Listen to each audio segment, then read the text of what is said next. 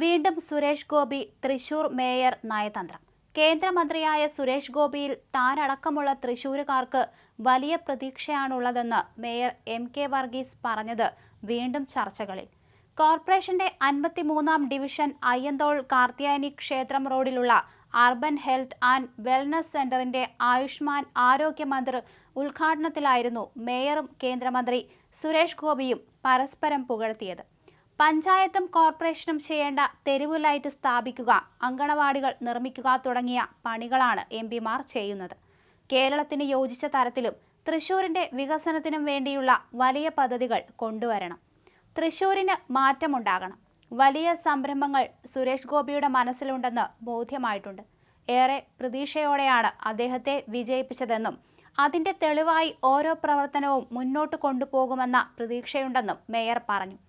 കോർപ്പറേഷന്റെ ഉപഹാരമായി നെറ്റിപ്പട്ടത്തിന്റെ ചെറുമാതൃക മേയർ സുരേഷ് ഗോപിക്ക് സമ്മാനിച്ചു.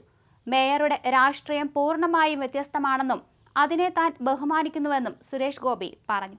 ന്യായമായ കാര്യങ്ങൾ നടപ്പിലാക്കി ജനങ്ങളുടെ സൗഖ്യത്തിന് ഊന്നൽ നൽകുന്ന മേയറെ ആദരിക്കാനും സ്നേഹിക്കാനും മാത്രമാണ് തോന്നുന്നതെന്നും അദ്ദേഹം പറഞ്ഞു. അത് ഞാൻ ചെയ്യും. എതിരായി നിൽക്കുന്നവരെ നിങ്ങൾക്കറിയാമെന്നും അവരെ കൈകാര്യം ചെയ്യണമെന്നും സുരേഷ് ഗോപി ചൂണ്ടിക്കാണിച്ചു. ശാരീരികമായിട്ടല്ല, അവരെ നിലയ്ക്ക് നിർത്താൻ നിങ്ങൾക്ക് അവകാശമുണ്ടെന്നും വിരൽ നിശ്ചയിക്കുന്നത് പാഠം പഠിപ്പിക്കാൻ കൂടിയാകണമെന്ന് തദ്ദേശ തെരഞ്ഞെടുപ്പിനെ സൂചിപ്പിച്ചും സുരേഷ് ഗോപി പറഞ്ഞു. ലോക്സഭാ തെരഞ്ഞെടുപ്പിന് മുൻപ് തന്നെ മേയർ വികസന പദ്ധതികളെക്കുറിച്ച് താനുമായി ചർച്ച ചെയ്തിരുന്നുവെന്നും അവ പൂർത്തിയാക്കാനുള്ള പരിശ്രമം തുടരുമെന്നും സുരേഷ് ഗോപി വ്യക്തമാക്കി. കേന്ദ്ര ആയുഷ്മാൻ ഭാരത് പദ്ധതിയുടെ ഭാഗമായാണ് കോർപ്പറേഷന്റെ 53-ാം ഡിവിഷൻ അയ്യന്തോൾ കാർത്യായനി ക്ഷേത്രം റോഡിലുള്ള പ്രാഥമിക ആരോഗ്യ കേന്ദ്രം വെൽനസ് സെന്ററായി ഉയർത്തിയത്. ഉദ്ഘാടനത്തിന് വിളിക്കുന്നവർ എം.പി. എന്ന നിലയിൽ തന്നെക്കൊണ്ട് ഉദ്ഘാടനം ചെയ്യിക്കാമെന്ന് കരുതേണ്ടെന്നും സിനിമാ നടനായാണ് ഉദ്ഘാടനം ചെയ്യാൻ എത്തുകയെന്നും സുരേഷ് ഗോപി എം.പി. വ്യക്തമാക്കി. അതിനുള്ള പണം വാങ്ങിയേ പോകൂവെന്നും അദ്ദേഹം കഴിഞ്ഞ ദിവസം പറഞ്ഞിരുന്നു. ഇങ്ങനെ ലഭിക്കുന്ന പണം സമൂഹ നന്മയ്ക്കായി ഉപയോഗിക്കും. ഏങ്ങണ്ടിയൂരിൽ ഗുരുവായൂർ മണ്ഡലം കമ്മിറ്റിയുടെ സ്വീകരണത്തിൽ പങ്കെടുത്ത് സംസാരിക്കുകയായിരുന്നു അദ്ദേഹം. ഏതെങ്കിലും ഉദ്ഘാടനത്തിന് എം.പിയെ കൊണ്ടുപോയി ഉദ്ഘാടനം ചെയ്യിപ്പിക്കാമെന്ന് വിചാരിക്കുകയേ വേണ്ട. അവിടെ സിനിമാ നടനായി മാത്രമേ വരികയുള്ളൂ.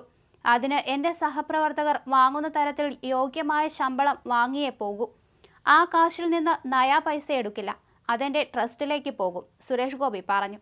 ആ രീതിയിലൊക്കെയാണ് തനിക്കെതിരെ ഇനി ആക്രമണം വരാൻ പോകുന്നത്. അതിപ്പോഴേ അടച്ചിരിക്കുകയാണ്. തൃശൂരിലെ ജനങ്ങളാണ് ഉത്തരവാദിത്തം ഏൽപ്പിച്ചതെങ്കിൽ ആരുടെയും ഉപദേശം തനിക്ക് ആവശ്യമില്ല.